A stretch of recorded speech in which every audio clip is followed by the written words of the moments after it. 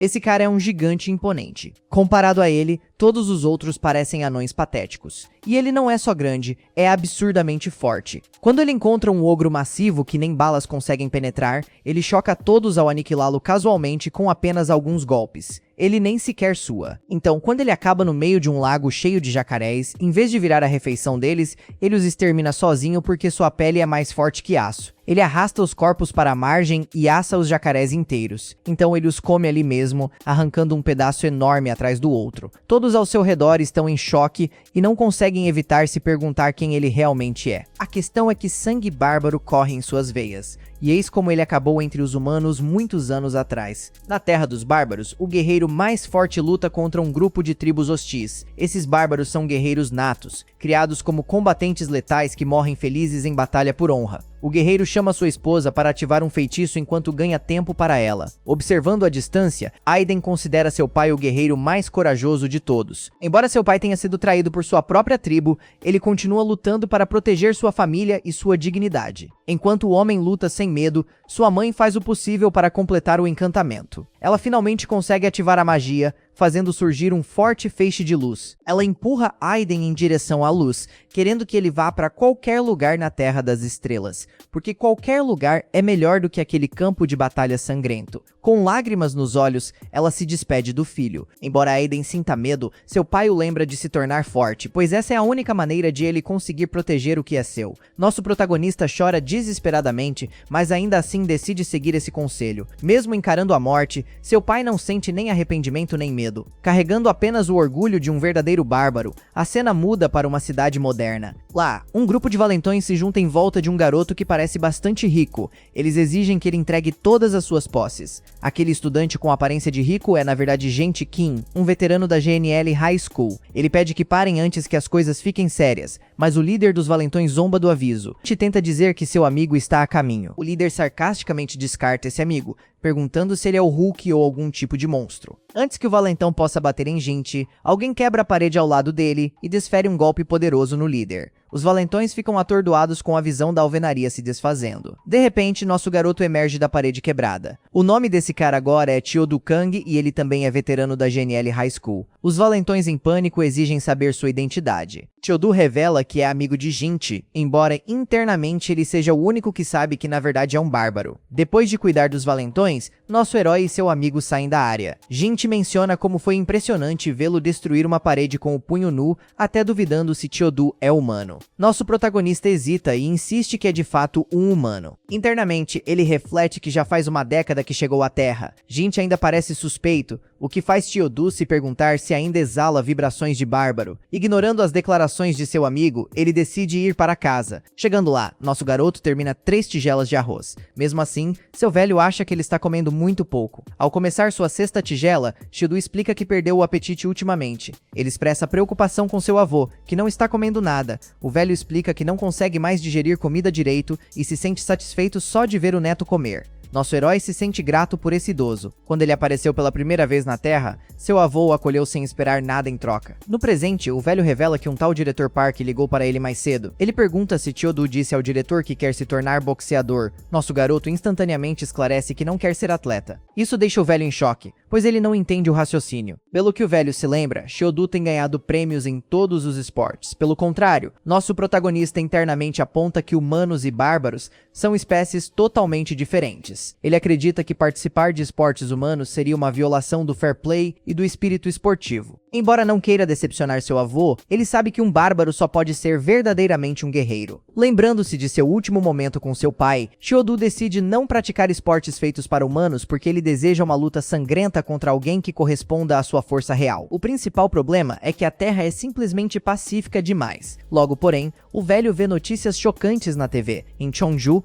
muitas pessoas perderam suas vidas e o governo decidiu investigar o assunto a fundo. Vovô revela que cerca de 120 pessoas morreram. Segundo as notícias, o incidente está relacionado a algum tipo de monstro. Imagens recém-lançadas mostram uma criatura não identificada avistada na área. Ao ver a criatura, Chiodu começa a tremer. O velho fica preocupado, mas nosso herói decide que é hora de partir. Mais tarde, eles vão para Cheongju. Eles viajam em um carro novo do pai de Gente. Enquanto dirigem, Jin lembra seu amigo que ele precisa tirar uma carteira. Depois de agradecê-lo, Chiodu reflete sobre a criatura das imagens, reconhecendo-a da Terra dos Bárbaros. Ele acredita que este incidente deve estar relacionado ao planeta onde ele costumava viver. Inesperadamente, o carro deles para na entrada do túnel Yongaman. Uma multidão está reunida, indicando que algo sério está acontecendo. Jin nota soldados entre as pessoas e nosso garoto percebe que esta deve ser a área do desastre. Vendo sua constituição forte, um estranho se aproxima e pergunta para quem ele trabalha. Essas pessoas são da Newong Development Inc. Um dos homens entrega a Tio um cartão de visita e pede que ele se junte ao grupo deles. Segurando o cartão, nosso protagonista se pergunta se isso é uma guilda para guerreiros. O estranho ri da pergunta e diz que a organização deles está colonizando um planeta, então eles estão procurando trabalhadores, não guerreiros. Após um momento, Chiodu rasga o cartão de visita, pois o considera um insulto para um guerreiro se tornar um mero trabalhador. O homem da empresa fica furioso, incapaz de tolerar a recusa. Ele zomba de Chiodu por falar bobagens sobre guerreiros. A tensão aumenta enquanto ambos se preparam para lutar. A escaramuça é interrompida quando algo inesperado acontece. Um vazio escuro aparece na entrada do túnel. As pessoas se preparam para uma chegada, enquanto Jin fica em choque, confuso com os eventos que se desenrolam.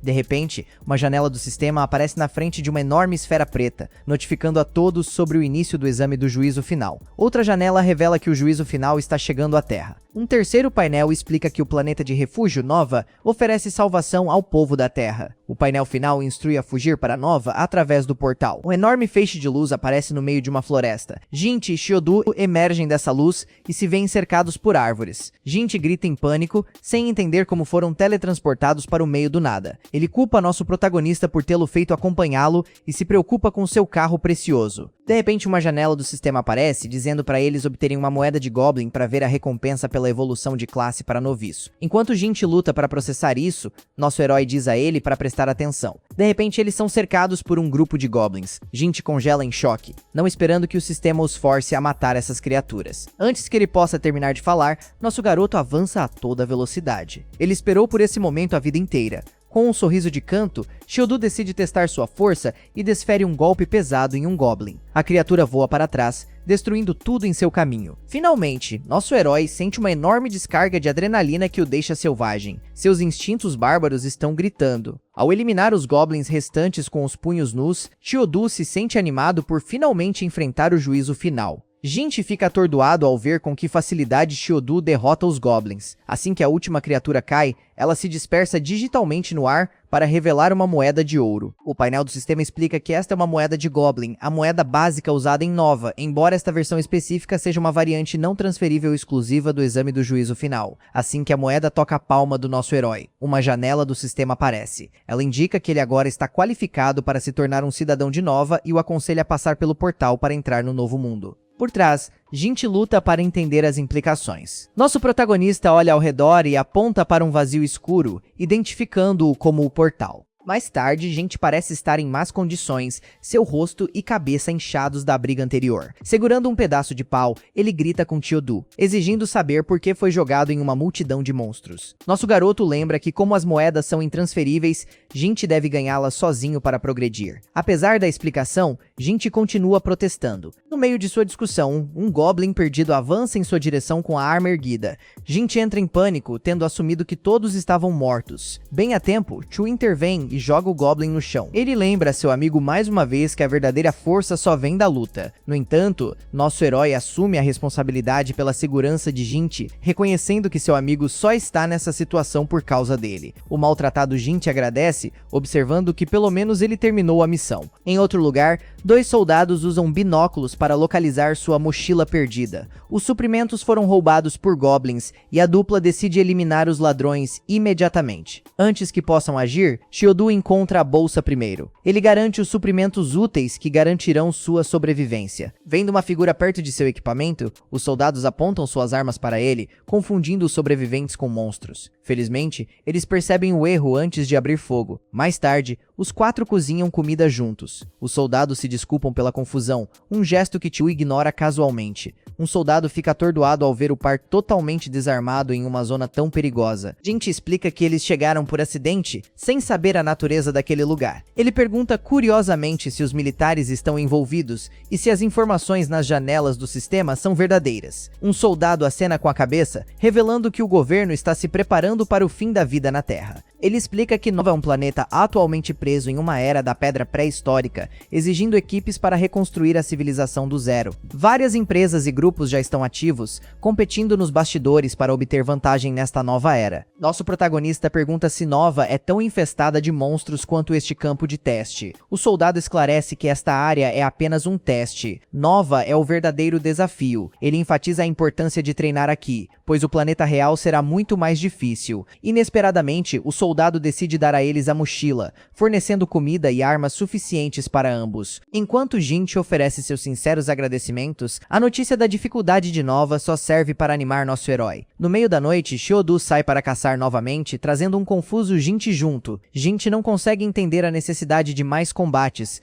já que eles já passaram no teste. No entanto, Shiodu explica que eles não podem se dar ao luxo de ficar parados depois de ouvir os avisos dos soldados. Ele acredita que eles devem se tornar significativamente mais fortes. Eles logo avistam uma torre feita de paus de madeira, onde uma figura emana uma aura estranha. A criatura parece um goblin, mas parece muito mais formidável. Gente aponta as diferenças físicas em relação aos que enfrentaram antes, mas nosso protagonista está simplesmente animado para enfrentar o desafio. Ele avança, deixando Gente para trás. Os goblins que guardam a base da torre notam sua aproximação, mas antes que possam reagir, nosso garoto os nocauteia. O goblin de elite no topo da torre avista Tio subindo para encontrá-lo. Nosso herói está animado para eliminar o alvo, mas a criatura ativa um feitiço, atingindo seu cajado com um poderoso relâmpago. Pego de surpresa pelo uso de magia, Shiodu é atingido diretamente pelo raio. Gente grita em pânico enquanto o goblin sorri com satisfação. Para sua surpresa, Shiodu não desiste. Mesmo chamuscado pela explosão, sua animação continua alta. O Goblin o atinge com relâmpagos novamente.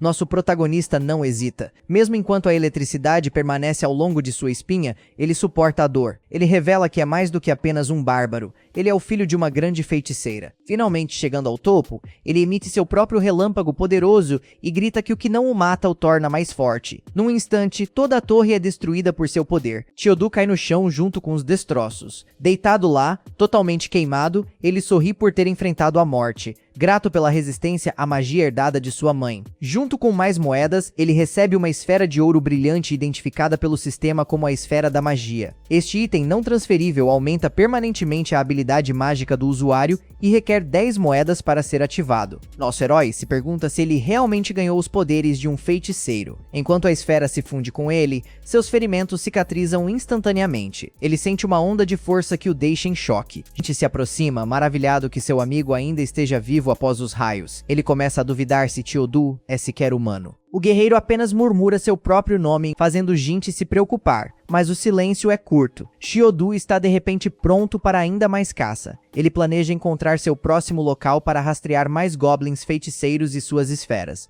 Gente entra em pânico, gritando para ele parar. Na manhã seguinte, Gente sai de sua barraca para descobrir que nosso garoto caçou a noite toda. Shio exibe orgulhosamente uma coleção de esferas para magia, força e sensação. Ele está ansioso para testar seu novo poder, sentindo-se exponencialmente mais forte do que estava um dia atrás. De repente, um painel do sistema aparece para anunciar que 24 horas se passaram. Monstros chefes agora começarão a aparecer na área. Estas são criaturas que os recém-chegados não devem derrotar, e o sistema instrui todos a fugirem imediatamente. Entra em pânico e insiste em usar o portal para fugir, mas nosso protagonista se recusa. Ele se sente tentado pela perspectiva de lutar contra oponentes mais duros. Logo, um ogro júnior emerge, o monstro-chefe do exame iniciante. Os soldados tentam atirar na mão que segura seu clube massivo, mas as balas não têm efeito. Enquanto o ogro se prepara para esmagá-los, nosso herói intervém e destrói o clube completamente. Parado diante da fera, Shiodu está emocionado por finalmente lutar contra alguém maior que ele. Ele exige que todos limpem a área para que ele possa derrubar o ogro sozinho.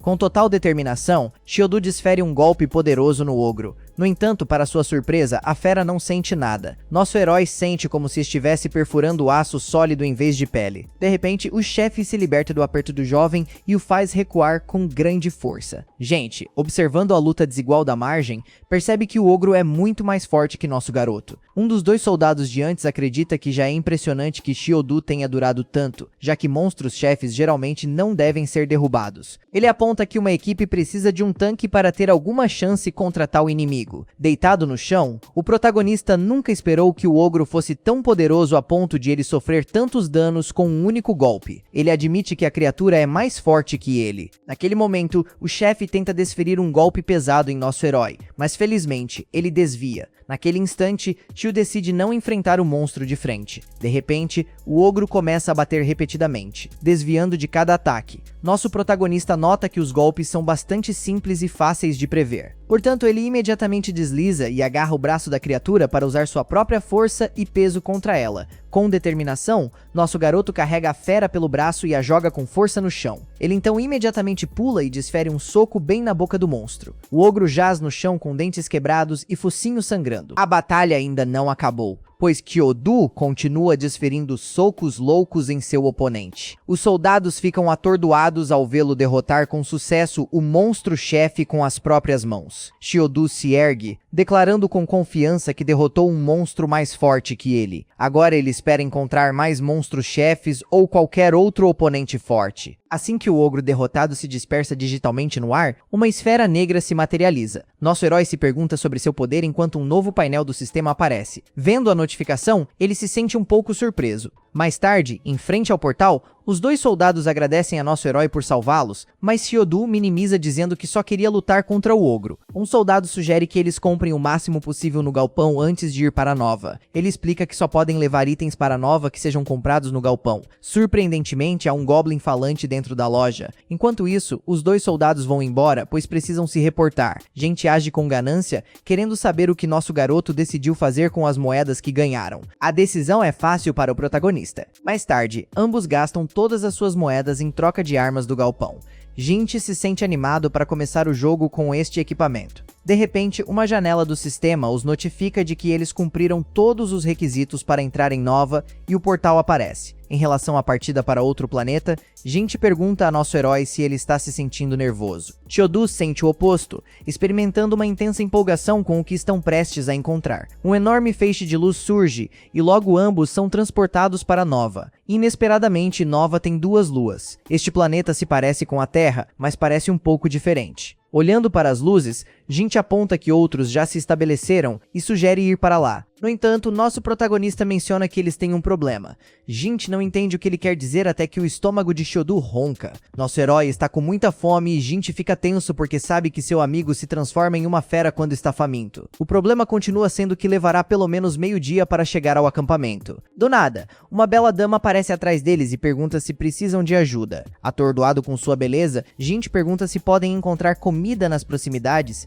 explicando que chegaram de mãos vazias. A senhora pode ver claramente que eles estão carregando algo nas costas, mas quando Gente não entende o que ela quer dizer, ela ignora e decide ajudá-los. Ela revela que conhece um bom lugar para encontrar comida, então ambos começam a segui-la. Depois de andar alguns minutos, a mulher aponta adiante para revelar a localização. Ela afirma que encontrou este local de pesca por sorte. Imediatamente decide fazer uma vara de pescar com itens que comprou no galpão, assegurando a Kyodu que ele é melhor em fabricação do que ele. A senhora decide sair para pegar uma isca que deixou mais adiante. Gente se sente grato por ter conhecido uma pessoa tão legal, enquanto nosso garoto enlouquece de fome. Assim que Gente termina de fazer a vara de pescar, o sistema o recompensa com a habilidade de produção. Ele se sente orgulhoso e decide colocar a isca. No entanto, a paciência de Shiodu chegou ao limite. Nosso herói pula na água para pegar o peixe com as próprias mãos. Gente fica extremamente irritado porque seu amigo não consegue controlar sua fome. Nesse momento, um grupo de pessoas se aproxima. Acontece que a senhora de antes os reuniu lá.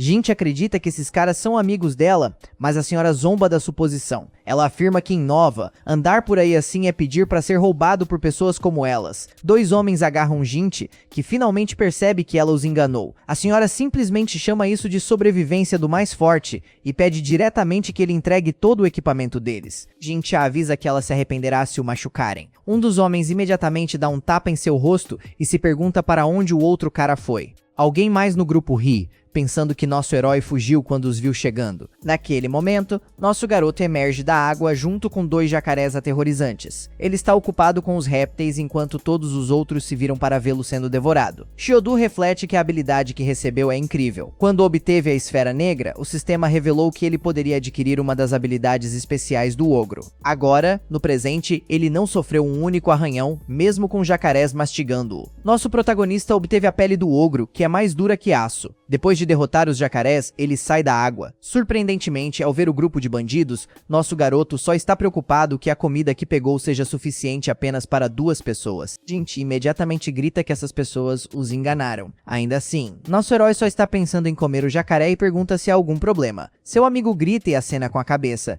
explicando que essas pessoas estão lá para pegar suas coisas e já o bateram. 2 dos bandidos se aproximam para derrubar o protagonista, mas Shiodu imediatamente enviam voando com um único soco. Nosso herói anuncia furiosamente que não resolve problemas. Ele se livra deles. Depois de cuidar dos bandidos, nosso herói descobre que eles são na verdade bandidos do clã Yongu, que miram em iniciantes como eles. O líder dos bandidos observa que Shiodu é bem jovem, mas ele se pergunta de qual clã nosso protagonista é. Nosso garoto então pergunta ao líder se ele é o chefe, mas o líder revela que o chefe deles é Jan, que é o homem mais forte da região. Além disso, uma senhora afirma que nosso protagonista não está totalmente ferrado, pois o chefe ficou super forte roubando pedras de habilidade. Enquanto come o jacaré cozido, Shiodu acredita que o chefe deles também é super problemático. Vendo-o mastigar aquele jacaré com os dentes nus, os bandidos sentem náusea. Jogando um pedaço de jacaré em sua direção, nosso herói exige que eles mostrem o caminho para Yongu. Mais tarde, eles chegam à base do clã Yongu. Dentro, nosso protagonista até derrotou os superiores com um soco, o que faz todos os membros se sentirem inferiores. Agora Chiyodo digeriu completamente o jacaré, que era até difícil de mastigar. Os membros querem saber quem é esse cara, mas só sabem que ele veio com aqueles jovens. Eles zombam de Jongdu, o líder do grupo de bandidos anterior, por trazer o inimigo para a base. Ouvindo que Jongdu pensa que eles o estão considerando como alguém que os traiu. Agora, mesmo que o chefe vença, ele ainda está ferrado. Naquele momento, nosso herói grita para o líder sair e lutar contra ele como um homem. Ouvindo sua voz, Yongu finalmente sai. Tendo sua constituição, a mandíbula de Gente cai de medo porque o chefe parece ainda maior que Tio. Yongu pergunta furiosamente quem está mexendo com seus garotos. Ambos ficam cara a cara. Yang aponta que nosso protagonista é jovem demais para estar falando nesse tom. Ainda assim, nosso garoto zomba dele, apontando que o chefe se orgulha de ser velho e de intimidar os fracos. Mas, para sua surpresa, o chefe desfere um soco poderoso bem em seu rosto. Yongu pergunta se sua mãe não o ensinou a respeitar os mais velhos. Nosso herói responde depois de agarrar seu punho que ela realmente ensinou. Além disso, ela também lhe disse para se tornar o homem mais forte. O chefe ri, pois nosso protagonista conseguiu bloquear seu soco e ele o acha engraçado. Ele agora está super interessado em Shiodu, então diz a ele para se juntar a ele se vencer. Nosso herói concorda e então decide tomar o grupo de bandidos se vencer. O líder do grupo não entende de onde isso está vindo. Com isso, a luta entre os dois continua enquanto nosso garoto consegue desferir um golpe no chefe, fazendo-o bater no chão. O chefe surpreendentemente não sofre nenhum dano e comenta que os garotos de hoje são muito impacientes. Gente fica atordoado ao ver que o soco de nosso herói não funcionou em nada. Jongdu comenta que não vai funcionar porque o chefe deles já tem 12 pedras de habilidade e mais da metade delas são pedras de força. Além disso, ele tem pele de ogro. No entanto, na batalha, Yongu está enfrentando algum tipo de dificuldade porque os socos de nosso protagonista ainda estão passando. Shiodu comenta que Yongu é o oponente mais duro que ele encontrou até agora. O velho desliza para trás e, embora esteja respirando pesadamente, ele diz a nosso garoto que ele está apenas fazendo cócegas nele. Mas no fundo, ele está se sentindo envergonhado. Então ele vai estritamente em direção ao nosso protagonista para desferir um soco,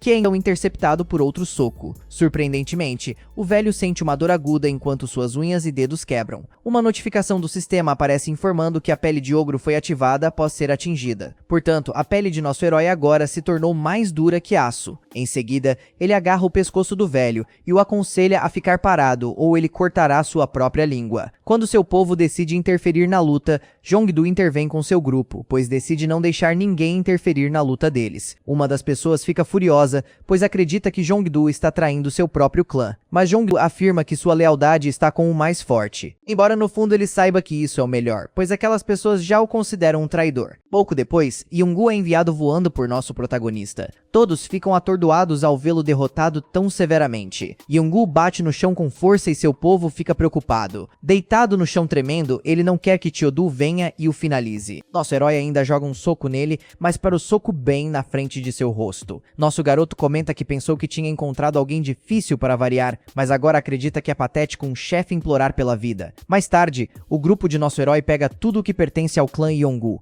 Quando estão prestes a sair, Yong-gu, enquanto está ajoelhado, pergunta a ele de qual clã ele pertence. Repetindo a palavra clã, nosso protagonista revela que ele é apenas um veterano do ensino médio. Mais tarde, em outro lugar, o grupo disforme de tio monta uma barraca. Enquanto isso, Jong-do agradece por tê-los acolhido. Nosso herói agora exige que eles sejam úteis. Depois disso, ele reflete que os bárbaros se tornam mais fortes através da batalha e agora ele também tem seus primeiros subordinados. Ainda assim, ele se considera fraco porque naquele momento ele hesitou antes de finalizar Yong-gu. Seu pai teria ficado desapontado se o visse assim. Chiyodu fica frustrado enquanto se arrepende de não ter ido para a cabeça. Então ele se vira para Jinchi, mas então o chama de sublíder e pergunta se ele lhes deu ordens. Jinchi fica maravilhado por ter sido chamado de sublíder. Com um grande sorriso, ele acena com a cabeça, dizendo que disse a eles para montarem as barracas. Com isso, nosso herói resolve ir. Quando Jinchi o questiona, nosso garoto revela com um sorriso de canto que eles estão indo para o próximo destino. Jinchi pergunta que coisa há nessa direção.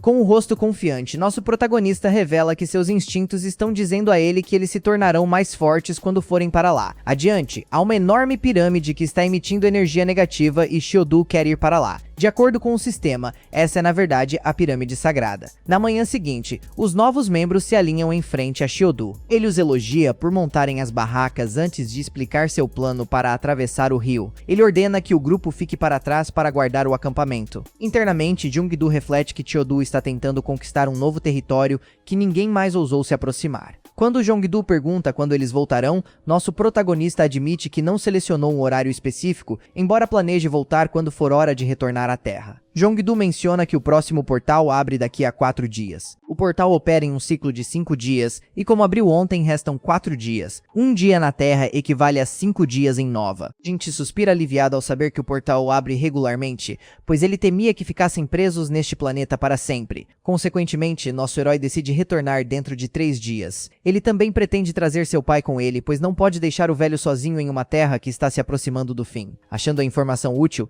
Chiyodu pergunta o nome de Jong-do. Jong-do revela imediatamente, levando nosso garoto a designá-lo como número 1. Mesmo quando Jong-do protesta, Chu decide se referir a todos como números 1 a 5. Uma mulher do grupo protesta, afirmando que eles têm nomes reais, mas nosso herói a cala com um olhar furioso até que ela desista. Os membros se curvam enquanto Chiyodu sai ao lado de Jinchi. Mais tarde, os dois cruzam o rio usando uma jangada que Jinchi criou. Através desta construção, Jinchi ganha pontos de experiência em produção. No entanto, Chiyodu se sente frustrado com o ritmo lento da remada. Sentindo um movimento muito lento, ele pula diretamente no rio. Jinchi é deixado para trás na embarcação, gritando que ele trabalhou duro para construí-la. Mas nosso protagonista começa a nadar enquanto puxa a jangada com uma corda. Jinchi eventualmente admite que estão se movendo muito mais rápido e reconhece o quão rápido Tio se adapta. Lembrando-se de sua própria fraqueza passada, Jinchi decide parar de fugir e se esforçar agora que Tio o nomeou sublíder. Ambos os homens finalmente chegam ao pé da pirâmide. Dessa proximidade, a estrutura parece massiva. De acordo com o sistema, esta é a pirâmide sagrada. Ela instrui o usuário a ativar o santuário para receber recompensas, observando que o custo total para a ativação é de 2.000 moedas. Jinchi lê as instruções cuidadosamente e Chao decide priorizar a coleta da moeda necessária. Inesperadamente, Jinchi sugere que eles coletem as moedas separadamente. Ele afirma que mesmo com o fim do mundo, ele ainda não realizou nada por conta própria e quer tentar trabalhar sem ajuda. Mais tarde naquele naquele dia, Shio fica ocupado derrotando monstros ostricossauros, aproveitando a emoção da luta. Quando outra besta emerge de trás, nosso garoto a derrota com facilidade. Tendo matado muitos deles, ele reúne todas as moedas e esferas que precisa. Um Ostricosaurus derrotado deixa cair uma rara esfera rosa. O sistema a identifica como uma pedra de habilidade para arremesso, um objeto lançado com poder mágico para lhe conceder maior força e velocidade. Ao absorver a pedra, nosso herói aprende a nova habilidade e se torna mais forte. Ele então começa a se perguntar como Jin-Ti está indo. Enquanto a noite chega do outro lado da floresta, Jin-Ti atrai um Ostricosaurus em sua direção. Enquanto a besta avança, Jin-Ti corre em direção a uma corda que amarrou a uma árvore. Ele espera que a armadilha funcione e quando o monstro atinge a linha, Jin-Ti aproveita a chance para esfaquear uma faca diretamente em sua cabeça. Ele finalmente derrota a criatura sozinho. Enquanto descansa, ele assume que nosso protagonista já deve ter derrubado muitos desses monstros. A arma que Jin-Ti usou é uma faca de osso que ele fabricou com dentes de jacaré. Ele se senta para refletir sobre seu estilo pessoal de caça, mas seus pensamentos são interrompidos quando um enorme orc da madeira o descobre. Jin-Ti mal desvia do ataque inicial. Vendo a criatura de perto, ele a acha ainda maior que Shio. Enquanto o orc se prepara para finalizá-lo, um objeto atinge a fera com grande força. O golpe é tão poderoso que o orc desmaia instantaneamente. Antes que Jin-Ti possa processar o evento, nosso garoto faz sua entrada. Ele acabou de utilizar sua nova habilidade de arremesso, imbuindo um objeto de arremesso com poder mágico. Mais tarde, os dois cozinham a carne de Ostricosaurus. Shiodu se sente grato por ter conseguido salvar seu amigo a tempo, mas Jin-Ti se sente decepcionado por não ter conseguido lidar com o orc sozinho. Ele explica que sua família é muito rica, então ele nunca precisou fazer nada por si mesmo. Shiodu lhe oferece um pedaço de carne e o lembra de não ser tão duro consigo mesmo. Ele diz a Jin-Ti que ser fraco no presente não é pecado e o aconselha a treinar para se tornar um grande guerreiro. Jin-Ti fica atordoado com essas palavras, sentindo que Xiaodu amadureceu significativamente desde que chegou a Nova. Enquanto comem, nosso herói revela que ele é na verdade um bárbaro, observando que sua espécie é naturalmente diferente dos humanos. Jin-Ti fica confuso e repete a afirmação. Então Shiodu explica que ele é um bárbaro de um planeta diferente. Essa informação atinge Jin-Ti como uma bala. Ele pergunta se Shiodu quer dizer bárbaros como os belicistas dos videogames, percebendo que ele viu coisas estranhas demais para Tio ser um humano normal. Shiodu aponta que ele pensou que Jin-Ti já soubesse a verdade, mas Jin-Ti se levanta e balança a cabeça, argumentando que não havia como ele saber. Agora Tio é quem está em choque, enquanto Jin-Ti está surpreso com a suposição. Nosso protagonista dá uma pequena risada. Ele explica que só queria que Jin-Ti parasse de comparar o progresso deles porque eles são fundamentalmente diferentes. No dia seguinte, eles retornam à pirâmide sagrada. Após pagar as 2.000 moedas, a pirâmide é ativada. O sistema concede uma recompensa inicial, dando a Jin-Ti 2 pontos de inventário e a Shio 5. Jin-Ti fica animado e se pergunta se a pirâmide contém um subespaço. Enquanto nosso garoto adivinha a escala da recompensa com base nas moedas contribuídas, outra notificação do sistema aparece, concedendo a ambos os homens a bênção sagrada, que dobra sua taxa de recuperação por 24 horas. Sentindo-se revigorado pelo buff, Jin-Ti acredita que finalmente pode se tornar mais forte e parar de depender apenas de nosso herói. Do nada, o orc de antes retorna com 2 companheiros maiores para buscar vingança.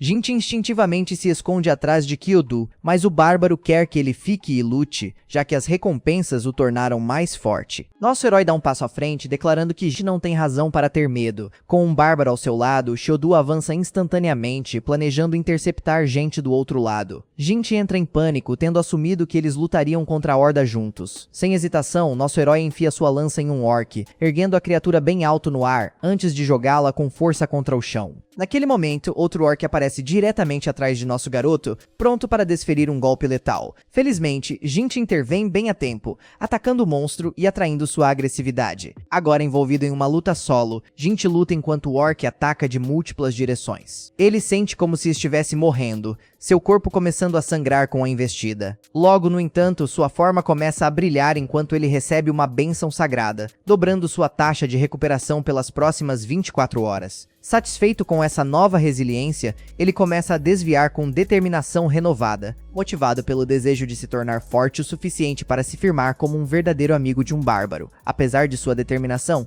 Jin-Ti recebe um golpe pesado que o joga contra uma árvore próxima. Ajoelhado no chão, ele admite para si mesmo que confiou demais na bênção. Mas ele nota um lado positivo. Ele finalmente consegue ver um padrão nos ataques de seu oponente. Avançando com intenção, ele antecipa o golpe descendente do orc. Depois de desviar por pouco do golpe fatal, Gente salta e enfia sua faca na garganta do inimigo, finalmente o derrotando. Xiodú elogia esse progresso. Enquanto Gente admite que finalmente está pegando o jeito, ele fica atordoado ao ver como nosso protagonista destruiu totalmente os outros 2 orcs usando apenas uma lança. Uma notificação do sistema aparece para Xiodú, anunciando que ele obteve a habilidade de maestria com lança. Ele fica satisfeito por receber uma nova habilidade usando a arma roubada de seus inimigos. Gente observa que isso deve ser semelhante a como ele adquiriu sua habilidade de produção. A ideia de aprender habilidades simplesmente usando diferentes armas anima nosso herói. Com os olhos brilhando, Xiodú pergunta a Jintente se ele já se recuperou. Jinte entende imediatamente que o guerreiro quer retomar a caça. Apontando para um conjunto de pegadas, Xiodú segue a trilha em direção ao que ele acredita ser um esconderijo de orcs,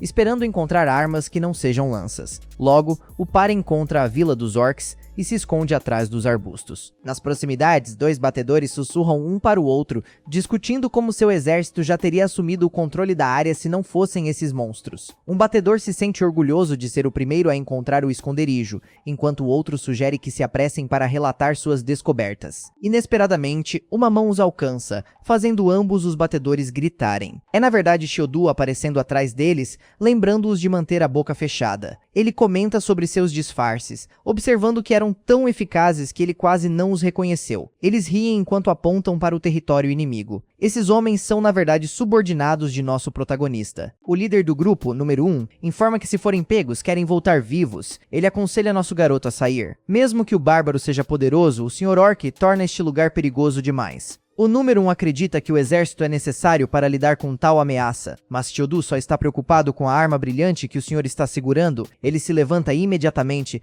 planejando pegar esse machado para si. Ele vai para a vila junto com Gente, ignorando as tentativas dos subordinados de detê-lo. Depois de derrotar os orcs ao redor, Xiodú fica diante do Sr. Orc. Ele aconselha Gente a descansar enquanto ele cuida do líder pessoalmente. Ele tenta falar com o gigante na língua orc, mas o senhor fica furioso. Percebendo que Xiodú está apenas repetindo insultos que ouviu em outro lugar, o Sr. Orc instantaneamente desfere um golpe pesado com seu machado. Depois de desviar, nosso protagonista desfere um chute na armadura do senhor, mas o metal é surpreendentemente forte. Percebendo que não pode lutar contra este oponente com as mãos nuas, Xiodú mal consegue desviar de outro golpe. Se esse machado acertar, ele sabe que está acabado, pois nem sua pele de ogro resistirá a ele. Aproveitando uma abertura, ele agarra o braço do senhor e decide tomar a arma à força, levantando o orc massivo no ar. Assim que o machado cai em sua mão, Xiodú golpeia o orc. Uma notificação do sistema informa que ele obteve a habilidade de maestria com machado. Da margem, os subordinados ficam atordoados ao ver que ele realmente derrotou o Sr. Orc. Gente fica igualmente impressionado ao ver nosso garoto destruir um inimigo tão formidável. O número 1 admite o quão poderoso Xiodú realmente é, considerando-o mais próximo de um monstro do que de um humano.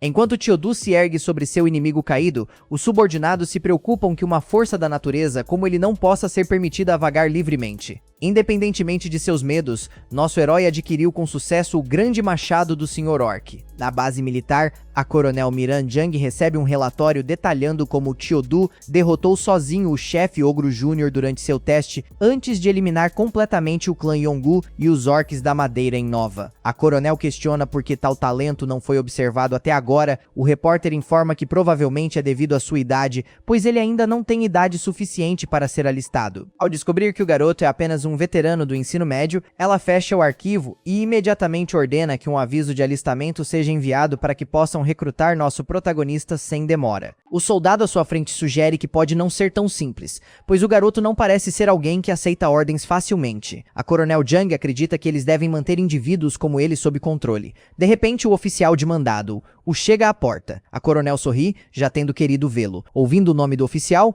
o repórter se pergunta se ela pretende enviar perseguidores atrás de Xiodú. Com uma expressão sombria, ela menciona que estão prestes a enfrentar um novo mundo. Se nosso herói se recusar a cooperar, eles usarão força. O oficial de mandado Jiang Huang entra e saúda seu superior. Um portal aparece na área do desastre de Chengzhou. Membros do clã Yongu emergem enquanto espectadores apontam que os bandidos finalmente foram derrotados, observando que serve bem a eles. Outros índios mencionam que o clã também roubou deles. Entre a multidão, Chiodo e Jin observam. Vendo a reação pública, Jin percebe que todos estão cientes do que aconteceu. Changdu aparece e comenta que nosso garoto se tornou o herói de Nova em Xiong. Enquanto isso, Chiodo se sente bem por estar de volta à Terra e decide visitar seu pai em casa imediatamente. Antes que possa sair, uma voz o chama. O segundo tenente Seong Choi chegou para entregar uma proposta do exército. Nosso protagonista fica confuso enquanto Jin acha a oficial bastante bonita. Seong começa sua explicação, mas sem ouvir o discurso completo, Chiodo se vira para sair. Seong entra em pânico e grita para ele esperar. Incapaz de processar ser ignorada, ela grita que estão lhe oferecendo uma posição como oficial comissionado. Jin fica atordoado ao saber que nosso herói poderia ir diretamente para as patentes superiores, mas Chiodo permanece completamente desinteressado.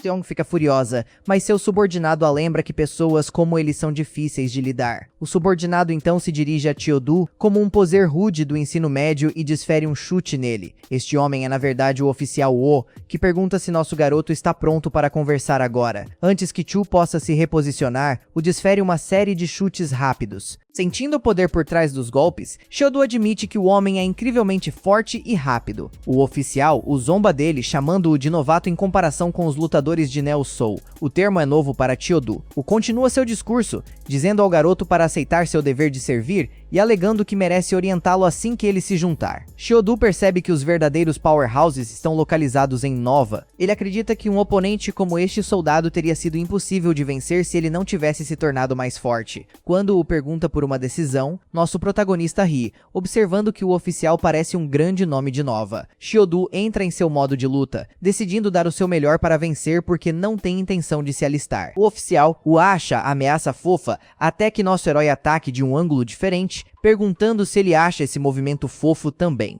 Com determinação sombria, Chiodo começa a desferir socos pesados. O oficial é forçado a uma posição defensiva, lutando para entender de onde esse poder está vindo. Chiu continua seu ataque sem dar um único passo atrás. O está perplexo, tendo acreditado que esta era a primeira viagem do garoto à Nova. No entanto, ele se vê incapaz de contra-atacar qualquer ataque. Impulsionado por seu orgulho como Hunker, o avança para contra-atacar. Para sua surpresa, ele é recebido com um devastador joelhada de nosso garoto. Ele começa a sangrar e bate com força no chão. O número 1 se pergunta feliz se seu líder venceu a luta, enquanto Jin observa que o combate é desumano. Seong corre para o oficial caído em pânico. Chiodo comenta que a luta não foi ruim e sai, dizendo a Wu que ele o alcançará mais tarde em Nova, cobrindo os olhos com uma mão. Wu se pergunta como o garoto é tão forte. Seong pergunta se ele está chorando, mas o oficial ri, comentando que foi simplesmente derrotado por um garoto. Ele se levanta com a ajuda dela, jurando nunca esquecer o nome Chiodo. De volta para casa, durante o jantar, o pai de Chiodo descobre que o mundo pode acabar em breve.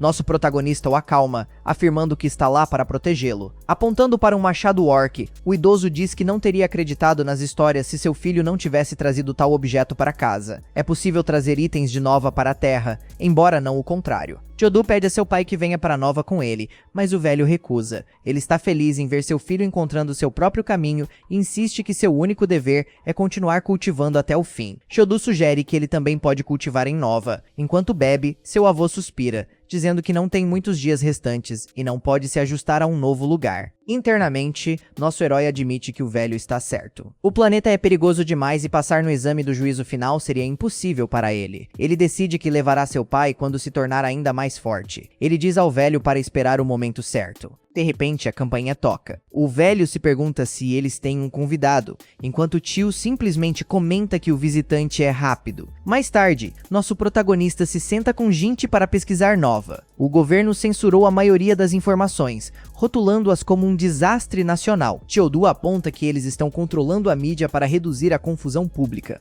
o que permite que aqueles em Nova aproveitem a situação. Jinchu lembra do que o soldado disse sobre Neo Soul e explica que Chu não é o único local de portal. Os portais estão abertos em várias regiões. Entidades governamentais e corporações já começaram a desenvolver Nova. Neo Sol, por exemplo, está conectado a um portal em Paju que abriu há 2 anos. Considerando que 2 anos na Terra equivalem a 10 anos no tempo de Nova, Chiodo acredita que a área deve estar cheia de pessoas poderosas. Jinchi percebe por que Neo Soul é considerado o principal local para crescimento. Embora eles não recebam recompensas de ativação iniciais lá, pois já está desenvolvido, Xiudu sente que ficar para trás só o atrasaria, acreditando que melhores armas e equipamentos estarão disponíveis em uma área tão avançada. Após a discussão, Xiudu decide se mudar. Jin observa que eles não têm um carro porque seu pai levou o seu, mas nosso garoto apenas ri, já tendo feito um plano. Mais tarde, eles andam em um veículo dirigido por uma mulher de seu grupo de subordinados. Jong-do acha que nosso herói fez uma excelente escolha. Ele e seus homens desejam seguir Chaolu como seu chefe,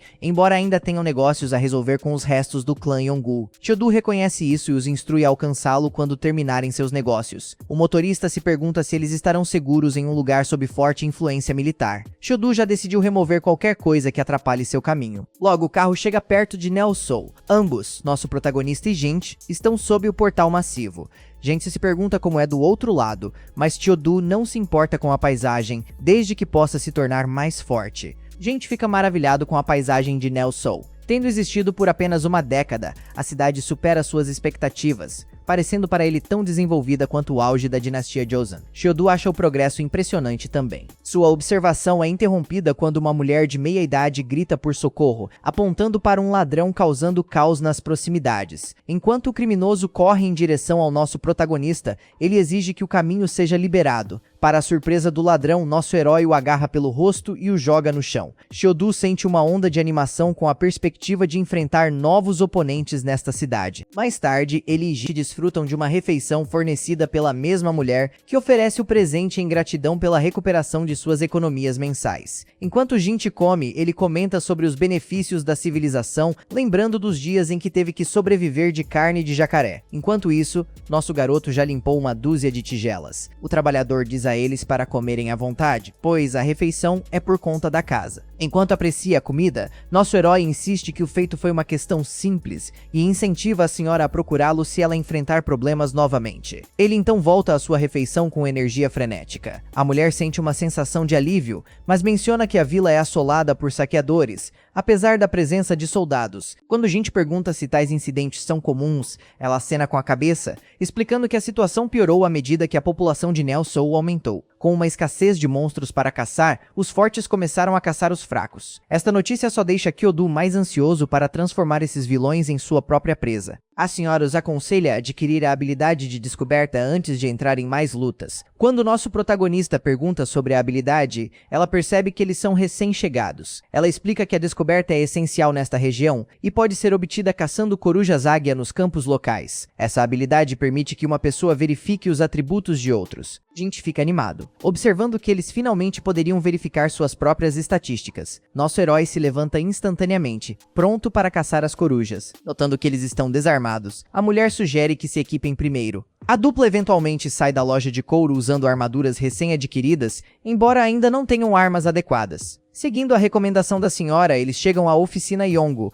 que é supostamente administrada por um artesão mestre. Um homem bêbado aparece atrás deles e pergunta o que eles desejam. Xiudu afirma que precisam de armas, enquanto Gente expressa irritação com o forte cheiro de álcool do homem. O bêbado passa por eles, observando que estão desarmados. Gente pergunta se o ferreiro aceita encomendas personalizadas, tendo ouvido que ele pode forjar qualquer coisa, chamando-os de ingênuos. O homem bêbado revela que as oficinas em Nelsol desapareceram em grande parte. Quando nosso garoto pergunta por que, o ferreiro explica que o ferro se tornou escasso desde que bandidos tomaram as minas na montanha Obong. Xiudu pergunta se esses bandidos também roubam o povo comum. O ferreiro confirma, acrescentando que o grupo é liderado pelos três grandes. O líder principal é Ho Jung, um homem pesadelo que executa aqueles que ficam em seu caminho. Ele carrega uma recompensa de 100 mil moedas de Goblin, e sua equipe é tão formidável que o exército permanece impotente. Um conflito em grande escala mergulharia Nelsol em uma crise massiva. Este perigo só serve para animar nosso herói. Convocando seus orcs, ele pergunta se o ferreiro retomará seu trabalho se eles eliminarem Rock. O homem reconhece a arma imediatamente, perguntando como o garoto obteve um item tão precioso,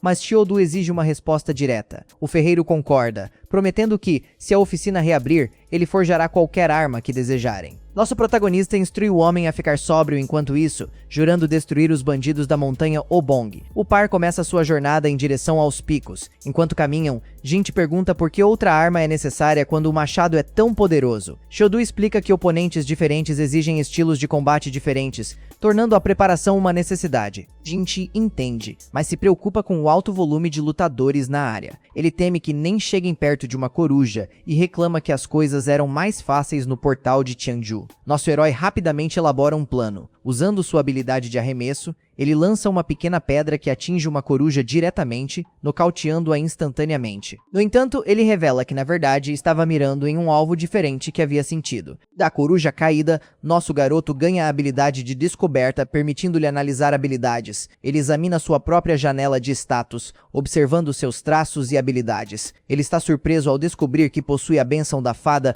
um desenvolvimento confuso, já que bárbaros e fadas são inimigos naturais. Seus pensamentos são interrompidos quando Jin pede que ele verifique suas estatísticas. Nosso protagonista não vê nada e diz a seu amigo para trabalhar mais. Nas proximidades, 2 lutadores os observam das sombras. Primeiro Sargento Yong-suk e Capitão Junop Choi. O capitão está sangrando. A pedra que Xiudu jogou era destinada a ele, mas a coruja havia se movido inadvertidamente para a trajetória de voo, deixando Jun apenas com um arranhão. Ele se pergunta se nosso herói sentiu sua presença. Observando que Xiudu derrotou o oficial o anteriormente, decide que quer recrutar o garoto. Yong-soo observa a dupla indo em direção à montanha Obong. Junop começa a suar, certo de que os meninos estão caminhando para a morte. Logo, o par entra no território dos bandidos. Os fora da lei os avistam e zombam de sua bravura por invadir. Ao ver o machado orc, a ganância toma conta do grupo. Seu líder, Zhang, observa com excitação, pronto para começar a caça. Logo, eles avistam a montanha Obong, que parece ser o local que o ferreiro mencionou. Xiudu comenta que eles andaram uma distância considerável sem ver nenhum bandido. Seu amigo perguntou preocupado se ele é realmente capaz de cuidar deles, observando que esses bandidos são conhecidos por serem bastante fortes. No entanto, nosso herói diz a ele para não se preocupar,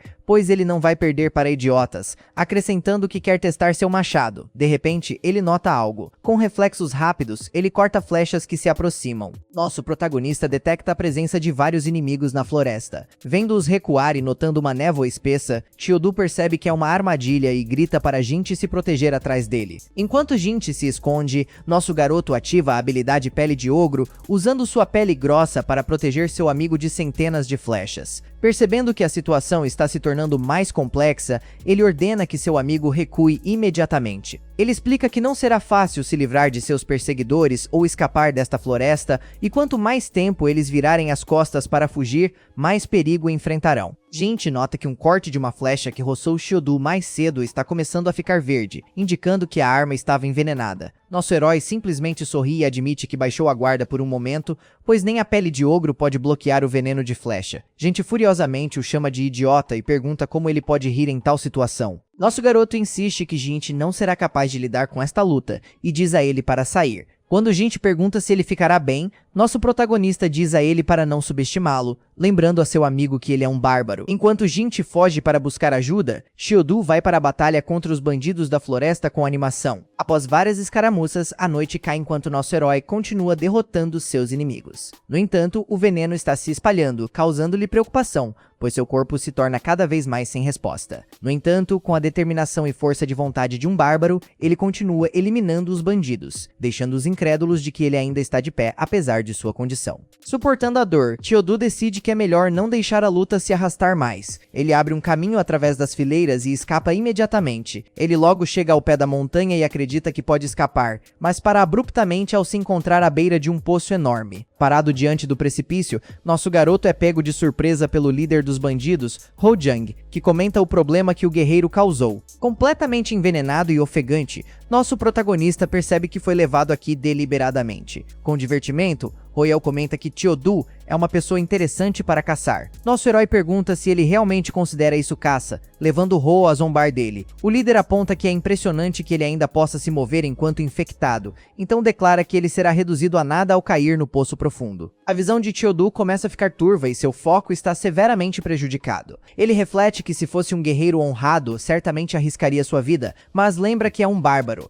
Ele não tem intenção de entregar seu destino a um líder desonroso, então ele inesperadamente pula no poço, deixando os fracos ao redor atordoados. Enquanto cai, nosso garoto amaldiçoa os bandidos. Ele logo atinge a água no fundo do poço e se pergunta se é assim que tudo termina. Surpreendentemente, ele se encontra nas colinas áridas de Valhalla e parece muito mais jovem. Ele se pergunta se este é o reino interior do bárbaro, um lugar que seu pai descreveu como estando profundamente na mente de um guerreiro para treinamento e cura. Ele questiona por que parece seu eu infantil e teme estar preso dentro de seu passado. Logo, ele sente uma sensação agradável enquanto pequenas criaturas o surpreendem. Estes são espíritos controlados por fadas. Ele lembra que sua janela de status os identificou como uma bênção. Embora sejam considerados maldições para os bárbaros, esses espíritos os cercam desde o nascimento e em sua inocência infantil, ele contou a seus amigos sobre eles. Os rumores se espalharam, seu segredo foi revelado e, eventualmente, sua família se tornou inimiga de toda a tribo. Sua família tentou fugir e na época ele pensou que era tudo culpa sua. No entanto, sua mãe lhe disse que ele não era culpado, pois os espíritos são uma parte dele que ele não pode negar. Desde então,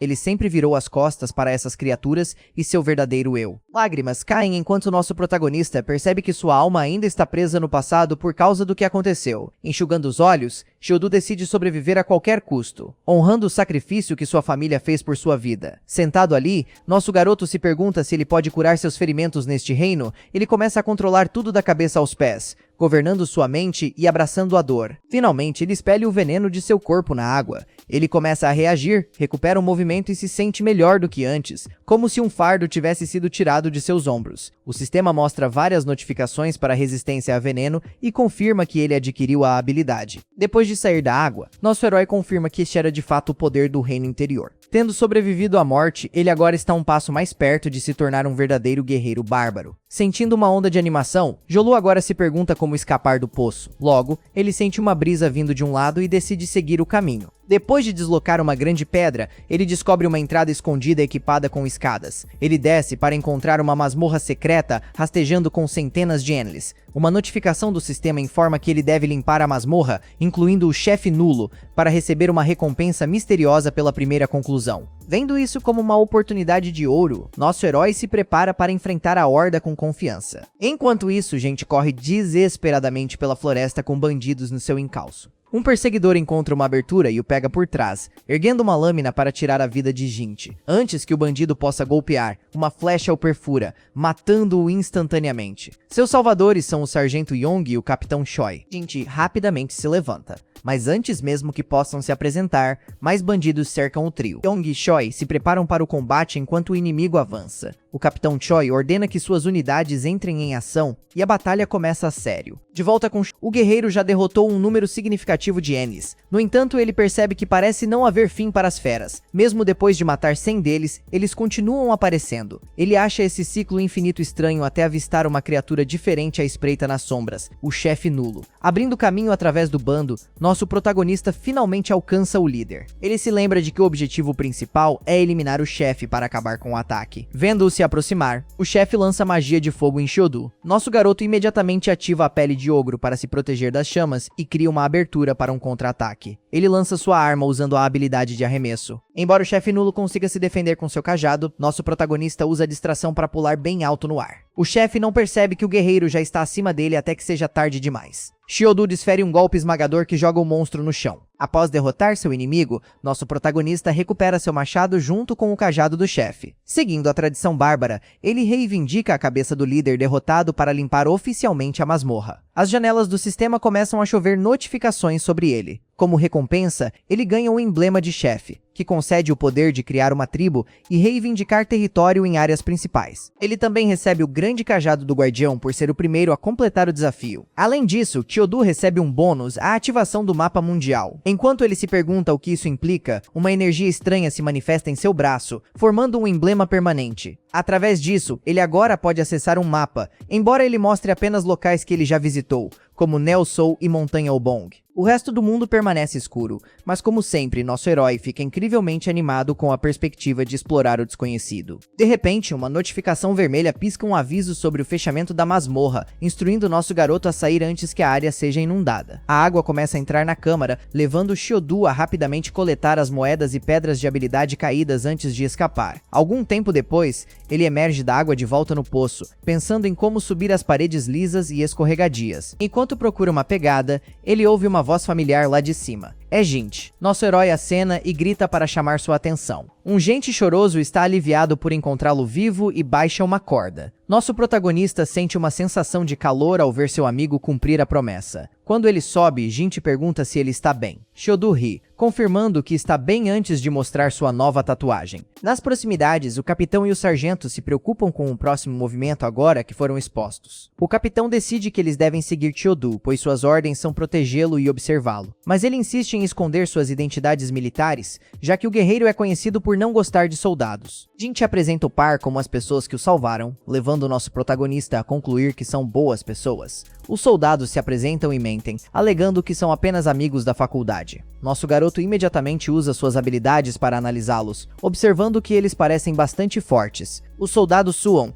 temendo que ele tenha percebido suas verdadeiras profissões, mas Kyodu inesperadamente pergunta se eles também estão lá para lutar contra os bandidos. Sentindo uma saída, o capitão acena com a cabeça e alega que tem uma rixa pessoal. Quando nosso herói pede detalhes sobre essa rixa, a dupla começa a entrar em pânico. Em um momento de desespero, o sargento solta que perdeu sua mãe para os bandidos. Kyodu acha isso lamentável. Como eles salvaram Gente, ele se refere a si mesmo como Mano Tio e jura ajudá-los a se vingar. Confuso, o capitão pergunta por que ele está se chamando de Mano quando eles têm 31 anos. Irritado, nosso protagonista mente e alega ter 32. Isso irrita os soldados, que já sabem que ele é um estudante do ensino médio. Independentemente, Kyodu diz a eles para não se preocuparem, sorrindo enquanto promete oferecer a cabeça de Hokage à mãe do sargento. O sargento congela de vergonha, pedindo desculpas silenciosamente à sua mãe pela mentira. O capitão Choi reflete sobre os rumores que ouviu. Ele sabia que Kyodu era competitivo, mas não esperava que ele voltasse para uma revanche com Hotiel Jang tão cedo. Ele pergunta a nosso herói sobre a próxima fase do plano enquanto o trata como Sr. Chiodo. Esta escolha de palavras claramente desagrada nosso garoto. Com apenas um olhar, ele assusta o soldado a rapidamente mudar para Mano. Com sua expressão suavizada, Chiodu revela a estratégia. Primeiro, eles vão explorar a área para localizar o esconderijo. Então, eles lançarão uma invasão direta para eliminar Hokjang. Ele se levanta confiantemente, considerando seu plano perfeito. No entanto, o capitão pergunta se ele pode acrescentar uma sugestão. Chiodu acena com a cabeça enquanto se dirige a ele como Mano. Embora visivelmente irritado com o título, o capitão permanece profissional e aponta que não há necessidade de procurar,